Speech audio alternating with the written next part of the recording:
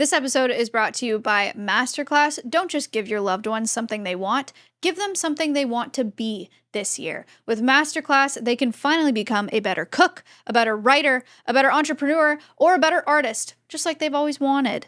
That's the gift of Masterclass. Masterclass always has great offers during the holidays, sometimes up to as much as 50% off. Head over to masterclass.com/wildest for the current offer. That's 50% off masterclass.com/wildest. Masterclass.com/wildest. Thank you. Dun, dun, dun, dun, dun, dun. Wait, I didn't feed my drink. Hello. Welcome in. Welcome to World's Most Dramatic. Was that dramatic enough? Yes, thank you. You're welcome. I didn't mean to do. Did I do Star Wars? I meant to do the Jurassic Park. THX one, the movie one or whatever. It was close. Well, audio listeners, Connor did a really dramatic intro, and he also fell getting on stage. You mean in the treehouse? Sorry. He fell entering the treehouse. Thank you. That was a good time. But welcome. Welcome to World's Wildest, your favorite nature podcast. Yeah, that's nice. I like that one. Your favorite wild podcast. Wild Nature Podcast. Your favorite wild and nature wilderness podcast. And if you want to join us over at Patreon, we have ad-free episodes over there as well and a lot of other cool stuff. Maya, before The Lion King comes out, you need to watch, or Mufasa, I think Mufasa is coming out. We need to watch the original. It's true. Because you've never seen it. And honestly, I don't know why you haven't been canceled for that, being that you're the animal girl. It's true. People do get upset when I talk about the movies that I haven't seen. But you're right. They're not mad enough, and I should get more hate for it. Yes, I agree. Yeah. Guys, if this is your first episode, I sure hope it isn't. Welcome. My name's Maya. I am the founder and executive director of Alvea Sanctuary, an animal sanctuary in Austin, Texas. I have some falconry experience. I have some parrot experience. I've got experience with other mammals and I don't know what else. And I love bugs. Yeah, that sums it up, I guess. Yeah. I'm Connor. I'm the director of operations at Alvea Sanctuary. I have a wildlife technology company called Window to Wildlife, where I put cams and other technological devices out in nature to monitor them without causing them any harm or disturbance. And I've done lots of veterinary experience, vet tech for 5 years, worked at quite a few wildlife conservation organizations around the nation, dealing with bald eagles to bisons to bears, stuff like that. So we really enjoy you guys being here, and we can't wait to tell you about the world's most dramatic. World's Most Dramatic. This is our 31st episode, I believe. Every episode we just talk about Earth's most extreme creatures. And we teach you about them, and we learn about them from each other. Connor and I each bring a couple creatures. This one was a viewer suggestion from Sistine Hall. World's Most Dramatic. Parentheses, and literally anything. Hunting style, mating style, their appearance, their food, their behaviors.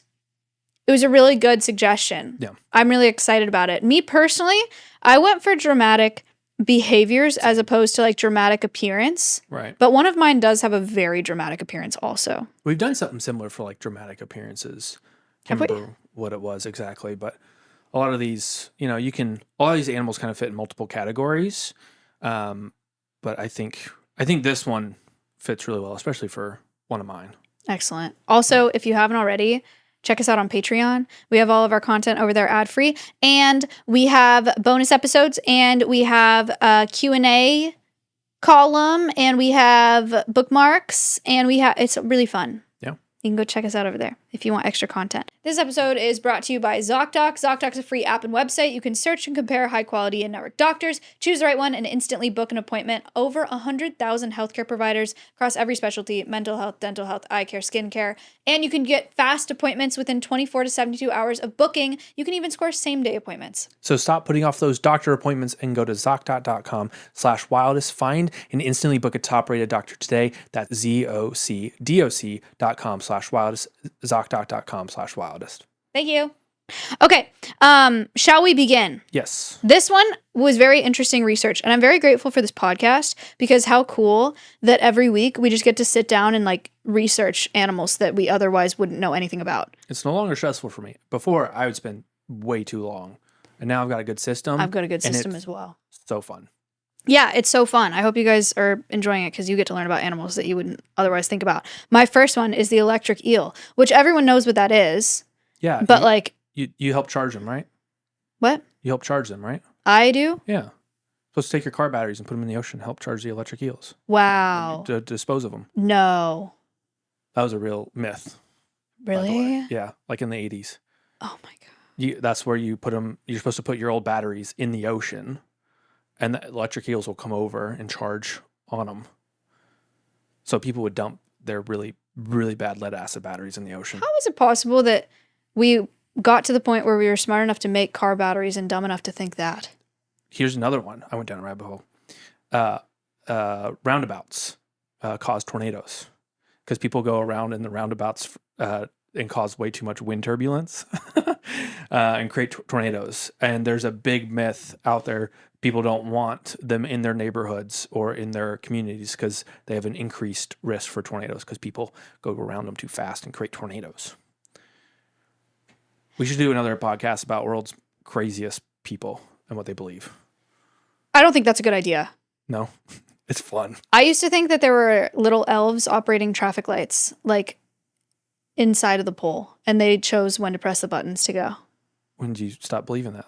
After, I mean... Like 2 years ago? No. Okay. Like probably when I was, I don't know, 8 or something. But now my prefrontal cortex is developed, and I no longer think... That's good. Things like that. Okay. Fair.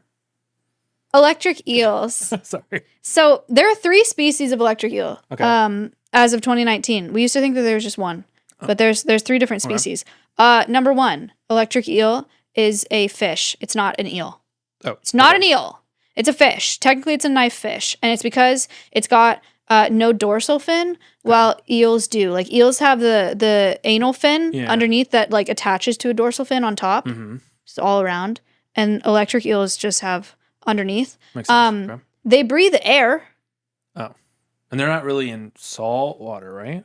They're in muddy, shallow waters. I guess not. Yeah. They would be rivers. Yeah, freshwater. They have to surface to breathe every 10 minutes.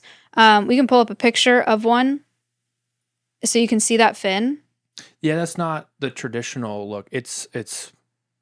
How would you describe it? It's so straight. I mean, this picture is like, it's straight. Obviously, they're like bendy and whatever. Right. But it looks like, I get why it's called a knife fish. It looks like a knife without the blade. Yeah. No, or blade. It is the blade. Sorry. Yeah. It's a knife without the handle. Yeah. It's a blade of a knife is what it looks like. Yeah. Do you know how big they are? 1 mile, 5 feet. 6 to 8 feet. Oh, bigger than 2 to 2.4-ish meters. And they can weigh 44 pounds. Whoa. Which is 20 kilograms. That's big. I've seen them one time in a tank, and when I saw them in a tank, they were like probably like not even the length of my arm. Right. I thought that's how big they were. 6 to 8 feet is crazy. So have you watched The Little Mermaid? Yeah. Yes. Do those eels in there, are they electric? Is that where I got my misconception from as a kid? I don't know. I feel like they like were electric in The Little Mermaid. I could be wrong, but I don't know. I think that's where I got my misconception because when I went diving, you were like, it's an electric eel. Yeah. I'm dying. Well, I like left it alone. It was super cool to see just its mouth opening in the coral. Yeah. I was like, don't get near it. You might get shocked. Granted, no, I was like, I don't think I was like 20, so I was not very well educated at the time. Here's what their face looks like. So they don't really look like eels, I think, because they're not an eel. It's a fish. They're very cute. They're really cute. They have very, very tiny eyes because they're mostly blind. And they rely on low-level electrical impulses to navigate, which a lot of fish actually do that. So they don't really need eyes, and they're in muddy waters. So they just look kind of like derpy. Like eels kind of have like a longer snout, I feel like, and have the teeth and are kind of like, you know? They look a little different. It's like the pug of the eel world, even though they're not eels. They eat mostly fish, but they also eat amphibians and birds and small mammals. Okay. Yeah. They're pretty sick. Okay. So let's talk about the dramatic part, shall we? Okay. Of an electric eel. Yeah. They can produce up to 600 volts, which a normal, you'll be good for this conversation because Connor knows things about electricity that I do not. A normal US household voltage is like 120 volts. Yep. Which is a 240 fifth. for EU and UK. Cool. Which is a fifth of eel voltage. Right. Or electric eel voltage. And the average taser is like 50,000 volts. Okay. So like. The volts. They do 600. Volts is an interesting number because like volts, I mean, they can kill you. It's the amperage that kills you. Do you have, like how many watts or amps it does by chance? No. Okay. Still, 600 volts is still quite a bit. You want to know something really dramatic about it? Okay. The organs, they're like committed to this bit. They're like committed to the electric thing. Mm-hmm, mm-hmm. So committed that this is what the inside of their body looks like. All of their organs are contained in just about a fifth of their body right behind their head. And the rest of their body is organs to generate electricity. So they're a battery, basically. They're literally a battery. Yes. Batteries were based off of them. Oh. Yeah. That's very cool. cool. Yeah. But we're looking at a picture, audio listeners. It is like think of an eel, like a long, straight fish, but all of its body is organs to produce electricity. It's just comical, like how little of its body is actual organs. That is a bit crazy. To give a better reaction to the 600 volts, produced from an organic life form is insane. Mm-hmm. And it's I don't know. It'd be hard for us to build something like that. Even like just getting 600 volts out of like a generator for like a welder or something like that. I mean, like would be really difficult. A lot of amps, but yeah. How do they do it? Right. So, and yes, the first battery was invented in 1800 by studying electric eels, which is very cool. Jeez, that's really cool. How do they do it? They have over 6,000 specialized cells. They're called electrocytes that store power like little batteries. And they're like stacked in their body and they have a negative and a positive side. So they're like lithium ion batteries. Sure. They have tiny batteries in the big Tesla batteries. Yes. Yeah. And they're all stacked together. Yeah. They're literally like that. And the cells discharge when they're threatened or when they're hunting. So they like hunt with electricity. And they've found social predation too with them. Like they'll group up and they'll like herd prey into a small area. Okay. And then like zap them. Yeah. Which is crazy. That's really cool. Crazier. They can, how I say they can eat birds and small mammals? Yeah. How do they do that? They live in the water. They have like what is it called when there's like a really, like in a video game where there's like a really superpower? Power up. What's ultimate. A buff? Is that a bad thing? Buff's a good thing. Buff, sure. Or like a move, or like a down B, if you will. If you're Kirby. Okay. Ultimate. An ultimate. Thank you, everybody. I hope you appreciated all that. Relatable. Relatable. I'm very relatable and also really cool. So they can leap out of the water partially. Okay? They'll leap out of the water partially. Pounds. Yes. Can you imagine this happening to you? I'm sorry. Sorry, don't imagine that. They're fine. They're not going to hurt you. But like, if I was a bird. If you're a bird, okay? A 44-pound, 8-foot-long fish, eel-looking fish, jumps out of the water partially so that they put the most positively charged part of their body, which is their chin, onto the prey item. In the air? In the air. And then the negative pole is still in the water. So there's a closed electrical circuit so that all the charge goes into the prey item or the predator if they're trying to protect themselves instead of dispersing into the water around them. Where do they learn to do that? I don't know. But it's so cool. That is bizarre. Could it kill you? In theory, yes. Sure. If you have a weak heart, yeah. In theory, sure, like you could get a heart attack or like you could stop breathing or like you could go in shock and like drown, I guess. But it's very, very rare that anyone dies via electric eel. Right. And they're not trying to hurt you either. 1 amp? Oh, they do. Okay, so producer just said they do 1 amp. That's actually really good. One is a really small number in my book, but I guess if that's good. Well, like It's like charging your phone. You're like 1.5 amps to charge your phone, I think, like on like the slower side of things. So, is it 5? 5 volts at 5 volts. So, 600 volts, 1 amp, you could charge your phone really fast. Okay. Well, for That's 600 reference for watts. people that like The 600 watt battery. That's amazing. I don't know what a 600 watt battery. If I were to carry a 600 watt battery, what would it be? Sorry. For reference, if you touchy, you would like jump back and be in pain, right? Like if you touched it in the water, you'd be like, ugh, like, and you would like jump back and it would hurt really bad. For me to buy a lithium, but you're not gonna like die if you touch it. A lithium ion battery that's 600 watts, which is like the equivalent of what we're talking about with this electric eel, will cost me $600 and would weigh like 12, 15 pounds. It's big. It's like a lunchbox size. They cost $600 each. Which is $1 per volt. I'm very impressed now. Okay. Impressed. Well, I thought what I just said was actually really impressive without all that information. But one amp could, it's unlikely to kill a person, but it definitely. You're not going to die via electric eel, but it is just like such a dramatic, it's so dramatic. It's so dramatic. It's very like dramatic. Just be like a fish and just like eat fish like a normal fish. And the Little Mermaid eels were electric. I just looked it up. Oh. So that's where my misconception came from. It's Disney's fault, not my fault. Okay. Well, that's my first one. Very dramatic. Yeah. Well, I have a story. Okay. Not written by ChatGPT, okay? Great. So, there is a weaver ant. We're going to call him George. And this is what George looks like for, you'll have to explain for the audio listeners. It is a little light brown ant, very skinny, very snatched waist. Yes. Very, very cute.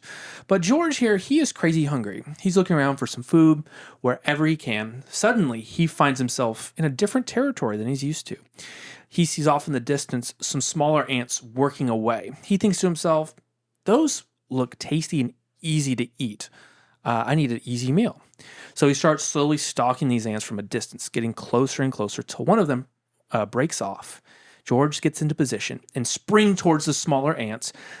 He has the advantage. And he thinks to himself, oh, this is going to be so easy. The smaller ant will just try to run away, and I can go for the final blow. This episode is brought to you by Masterclass. Don't just give your loved ones something they want, give them something they want to be. With Masterclass, they can finally become a better cook, writer, entrepreneur, or artist like they've always wanted. That's the gift of Masterclass. With Masterclass, your loved ones can learn from the best to become their best.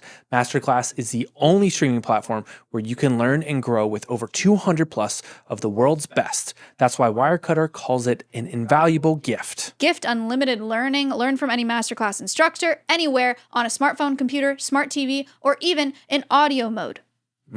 Okay. Masterclass always has great offers during the holidays, sometimes up to as much as 50% off. You can head over to masterclass.com/wildest for the current offer. That's up to 50% off at masterclass.com/wildest. That's masterclass.com/wildest. Connor, spell wildest for him. WILDEST. Excited about Masterclass. Thank you so much. Masterclass.com/wildest. But then the tiny ant swings around and locks his mandible into Georgie's leg. George. Don't call him Georgie. You're right. Sorry. George is stunned. The smaller ant isn't done yet. The smaller ant says to George, do you know who you're messing with? He says it in English? Yeah, okay. Of course. George shakes his head no in confusion. The small ant says, I'm a motherfucking Malaysian exploding ant. And the ant starts to shake. Its abdomen starts to get bigger and bigger. George's face is overcome with fear. And with the last of the ant's breath, it yells out, take this, bitch. The ant's abdomen and its sides of its face explodes. Sticky substance flies all over George. He is desperately trying to escape, but can't. The viscous fluid is everywhere. The ant's jaws are still lashed into his leg. Body parts of the ants are weighing George down. Then the searing pain starts to sink in. The fluid burns. George can't escape. Quickly dies from the unescapable caustic fluid. Rest in peace, George. So that's an introduction to the Malaysian exploding ant. Okay. So the Malaysian exploding ant is the smaller one that exploded. Yes. George was a victim. Yes, George was a victim. I understand. So I wanted you to feel the pain of George and the fear and terror. I can feel it. I was attached to him. Yeah. And now he's gone. Yep. That's what I wanted to happen. Sorry. Also, shout out to the first time we've ever sworn on this podcast. They bleeped it. What better episode? Yeah. It was very dramatic. Patreon gets the unedited. Patreon. If you guys subscribe to the Patreon, you can hear Connor say 2 bad words. Yeah. So where do you think these ants are from? Malaysia. Hey. So it's really interesting when I came across this, because you often don't have this kind of sacrifice of an animal to defend their colony. So what they do is they've got very large mandibular glands, which creates this adhesive and corrosive chemical. And it goes like from their jaws down to their body. And what they'll do is they will squeeze their abdominal muscles and rupture it. And it's like the back end, the butt. We've got a diagram. I skipped over a few pictures, space. We can go back to them. Yeah. So it's called the gaster. And for audio listeners, it's just like the butt of the ant back there that ruptures as well, which helps mix in all that fluid to make it very viscous and corrosive and starts to burn away at whatever is attacking them. So what's really weird and dramatic about it is they will, when they blow up, they're not just blowing up like the animals that is attacking them. They're blowing up like even if their friends are next to them, they're getting on them. So it's like everywhere. So they can cause some what's the word? Casualties. Yeah. So what this is a form of altruism. And altruism is basically that they're sacrificing themselves for the benefit of the species. And it's weird that they would sacrifice their fitness for this. Granted, they're not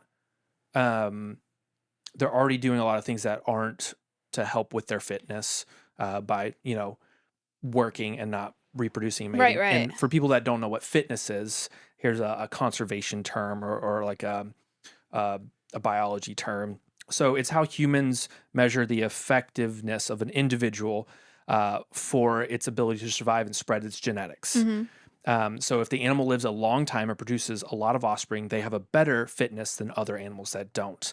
This is a little bit of an oversimplification. There's some other nuances that go with it. But for what we're talking about, I'm going to talk about all the other types of altruistic defenses. Mm-hmm.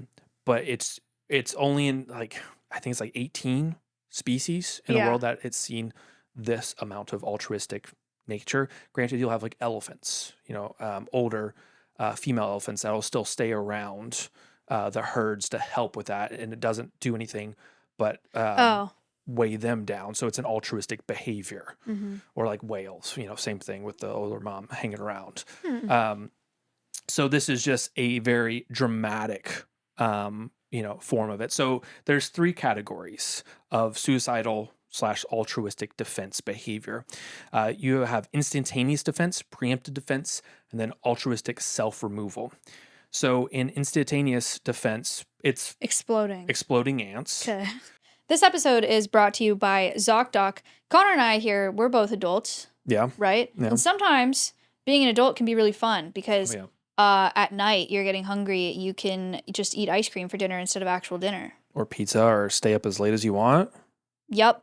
But it's not all fun because sometimes you have to make doctor's appointments. And for that one, there is ZocDoc. ZocDoc is a free app and website where you can search and compare high-quality in-network doctors, choose the right one for your needs, and click to instantly book an appointment. We're talking about in-network appointments. So more than 100,000 healthcare providers across every specialty, mental health, dental health, eye care, skin care, much more. Plus, ZocDoc appointments happen really fast, typically within just 24 to 72 hours of booking. You can even score same-day appointments. So stop putting off those doctor's appointments and go to ZocDoc.com/wildest. Find and instantly book a top-rated doctor today.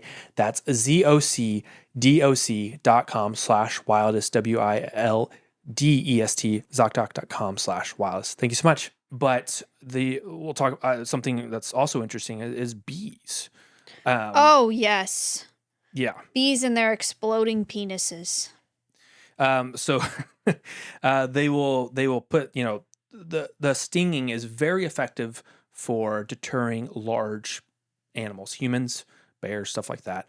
But they're not really good for defending against like smaller insects or other pests or parasites. But what they'll do is they will implant their stinger into, let's say, a human, and it'll keep pumping toxins for over a minute, which is quite a bit. Yeah, that's 'Cause crazy. the stinger is then, it obviously is removed from the bee.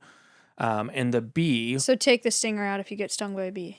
yes, immediately. Yeah. You can use like a credit card to like swipe it off, stuff like that. Ow. Yeah, you want to go like against it to pull it out Ew, because ew. yeah, it'll keep going.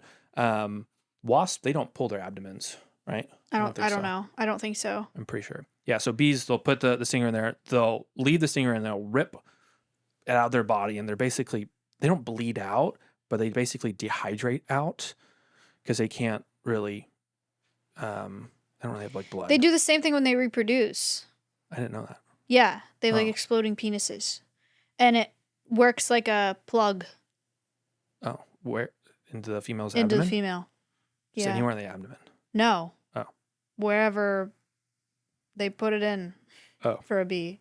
That's cool. Interesting. Yeah. Not very fitness of them. One and done, you know? So in 50% of workers sting, they will die within 18 hours, but sometimes they can live up to 114 hours after they sting, but they always die. It's very sad. So that's one example. Preemptive defense. There's these aphids. The aphids generally make like these like houses. I'll call them houses. Protective habitats called gall.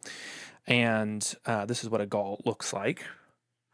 So just little like a Looks berry like a green almost. bubble. Yeah, green bubble. So if the gall gets breached for whatever reason, whether it's a predator or no predator, one of the aphid workers will go up to wherever that breach is, secrete a plaster-like fluid to cover the hole, and this does repair the hole. But a lot of the times they get stuck in the plaster and they just become part of it. If The they're like too weak landlord to, special. yeah.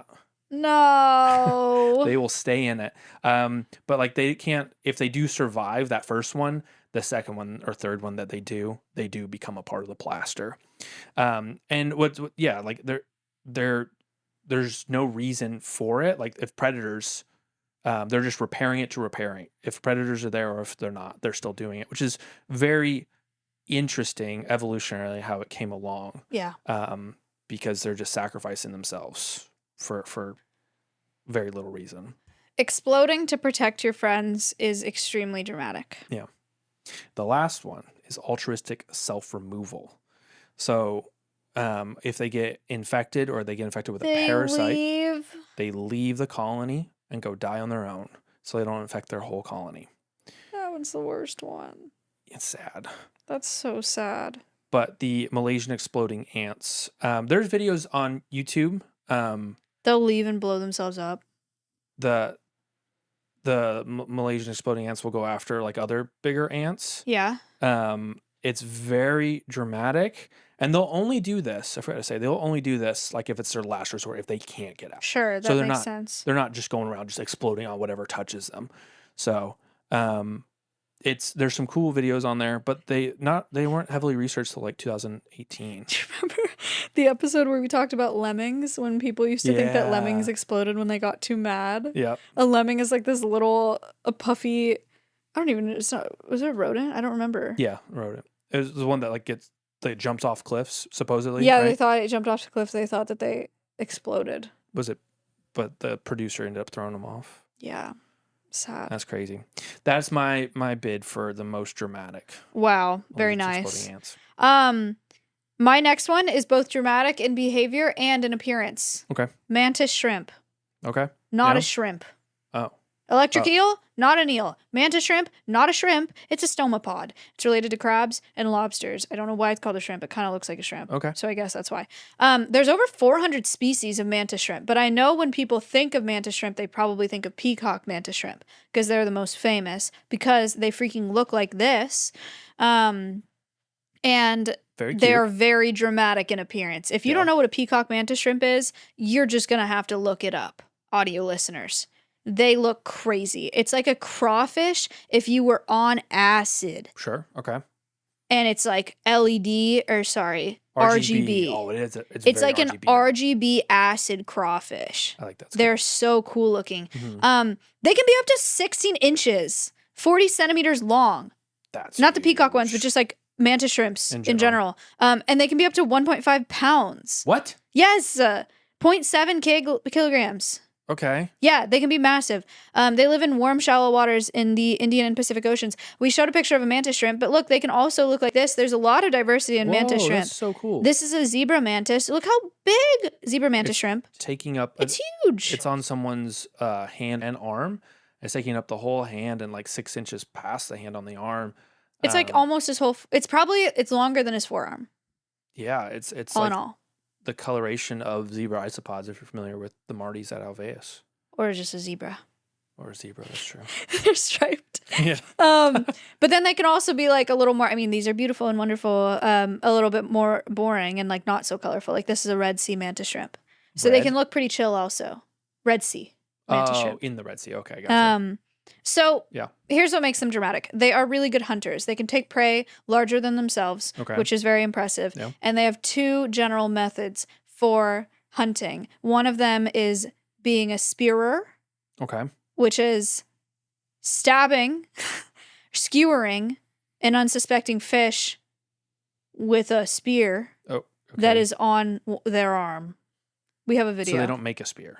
No, it's on their arm. So they like lie in wait, right? Until a fish comes by, and then they jut out of this hole, and they have little spears at the end of their claws, and they skewer them, and then pull the fish back into their mouth.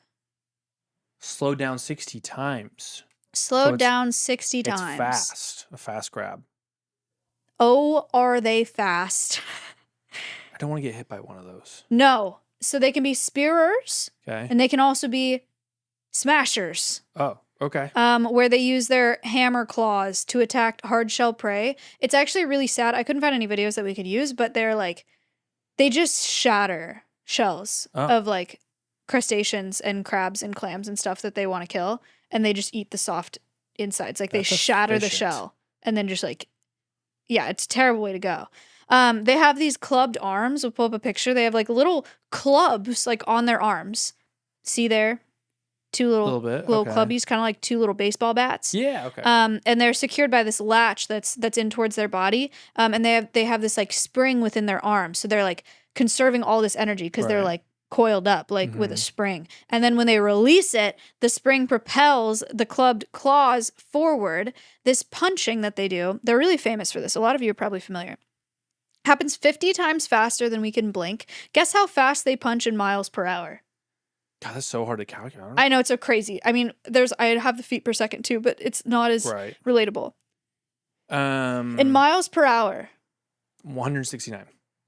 51 miles per hour. That's so fast. 82 kilometers per hour, or the speed of a .22 caliber bullet. Oh, wow. Yeah. In the water too. 50 times faster than we can blink an eye. So like the acceleration is also something to think about, of like 51 miles an hour, and like it just immediately. It happens so fast that the water surrounding the punch boils. Nice. Like if you watch it in slow motion, like you can see like there's bubbling in the water, like the water is boiling around the punch because it's so fast. It's so dramatic. They have, how do they not like kill themselves doing this? Because it happens so fast. They have like a bunch of layers within their club that helps absorb impact, and they've studied them to make helmets and armor and vehicles, which is really cool. Some people want them as pets because they're beautiful. Like they're so cool, and they're so inquisitive. Their vision could be a podcast on its own. It's fascinating. Oh yeah. Like they have really, really incredible vision, and can see way more than we can see. So they're just super interesting. People want them as pets, but they can break glass. Like they'll just break aquarium glass. They can break. That's crazy. Yeah, they can break your finger bones, like for sure, and they can definitely break skin. If you got a spearer. Yeah. Oh yeah. Ouchie. Yeah. No. I looked at a lot of pictures, but I didn't bring them up Thanks. Because, yeah, if you're like a fisherman or you're like scavenging in reefs and stuff, if you get a spear in the foot, see, ouchie. No toxins, right? No. That's good. at least. Also, another dramatic thing about them is they do this when they're mad. Oh my god. It's just the most ridiculous looking animal. I like RGB'd out. Lot more red than the other time. RGB'd out Yeah. crayfish that looks mad and is With standing up. huge eyes. Huge in proportion eyes. to their body. And it looks like they have feathers by the face. Yeah. It's very cool. Very dramatic. Very dramatic little guys. Interesting. Oh, Quiz time. quiz time. Speaking of underwater, let's bring it back and test your knowledge again. What is the name of the deepest part of the world's ocean, and how deep is it? Wait, I only know part of that question. Mariana Trench. That is correct. How deep is it? Connor knows this one. And I don't remember. Are you looking for I don't feet even. or miles? Yeah, in feet. Feet, meters, whatever. I don't even remember. I'm gonna sound so stupid. For some reason, my brain is saying 50,000, but I don't remember how deep the ocean is, so that could be like completely off. How many miles is it? Like 50,000, do you think? 1,000, because there's 5. It's like 5,300 and something or 400 something Yeah, feet so like in a mile. just it's under like 10 1,000 miles. miles down. No, Wait, no. That's like 10 miles. 50,000 feet? It's like 10 miles-ish. A little under it. How deep is it? It is 35,000. Okay, So that's not the you're worst guess getting- ever. Yeah, it was close enough. Okay. 10,935 meters. And like 6.7 miles. Well, 6 point something miles. Okay. I don't get that point. Hey, that was better than I was going to guess. What were you gonna guess? I was going to go like 16 miles. The name of the... Mariana Trench, yeah. Oh, then yeah, neither of us get that point. Well, Interesting. now you know we know our stuff. All right. Okay, numbers are hard to remember with all that, Yeah, they especially are. as many numbers as we talk about every week. So, all right. So I've got something very dramatic. Also, I'm sorry I stole the snake from you. You probably would have loved to talk about it. It's okay. Yeah. All right, Connor, so- we give each other the animals that we're researching so we don't double up, and he picked the two that he picked. Were my top 2 choices this week, Sorry. so he stole them. Hognose snake. Claim them earlier. True. All right, hognose snake. Yes. So there are 3 different species. They're found in North America, South America, and Madagascar. How they got over to Madagascar, who knows? They're very cute. The cutest snake on planet Earth, Yes. objectively, not subjectively. Agreed. And because of this, they're in the pet trade a lot. Why are they cute? They have a very, very short snout, and it has a little point at the tip. They look like if there were elven species of Yeah, snakes. that's a good way to describe it. Yeah. So cute. And on like the front they look very derpy because they got like big Mhm. eyes and their head can move and like get flat and stuff like that. So southern hognose snakes, they're vulnerable. And then the rest are least concern. But first off, pet trade, you don't get a hognose snake. No, if you really want a snake, go rescue a snake. That's all I can say. So they are kind of non-venomous. Their venom doesn't affect humans that much. It's like not going to kill you. Okay. But they need the venom because they go after frogs. Okay. So they only really eat frogs. And they love to burrow in the sand. And they use that unique, cute face shovel feature, or that point is like a shovel. So they can move the sand around to get down into it. Please describe what you're looking at right here, Maya. It's okay. So, I mean, you can think of a snake, but it's got really big eyes and a really short snout. And on the tip of their snout, they have a little like pointed bill almost. That's a good way to describe Like it kind of looks like a bird bill, and it acts as a shovel. So when they go dig in the ground, they can stick their little nose in there and wiggle it around. It's so adorable. So cute. So they have 3 dramatic strategies to avoid predators. So we're going to start with least dramatic to most dramatic. The first one, they turn into dwarves, very dramatic dwarves, and they diggy a hole into the sand using that shovel that we were talking about. How cute is that? We're looking at a picture of one in the sand. They're also like short and fat. Yeah, they are. And it's It's so if Littlest Pet Shop made a snake also. Littlest Pet Shop. Oh. What is that? Oh. Just keep going. Okay. Well, I watched rescued one of these playing the sand in like a little sandbox they gave them. Cute. Oh my god, it's the most adorable thing because they're not very fast at it, but they're fast enough. So the second one, which gets a little bit more dramatic. So when they're threatened, they will flatten their head, they will raise it, move back and forth like a viper, rattlesnake, or cobra. They're trying to mimic a venomous snake in hopes that the predator will leave them alone. Mm-hmm. So they're trying to act all big and bad. They really don't strike. From what I saw, people harassing them in the wild. Don't harass them in the wild, by the way, or Rude. ever.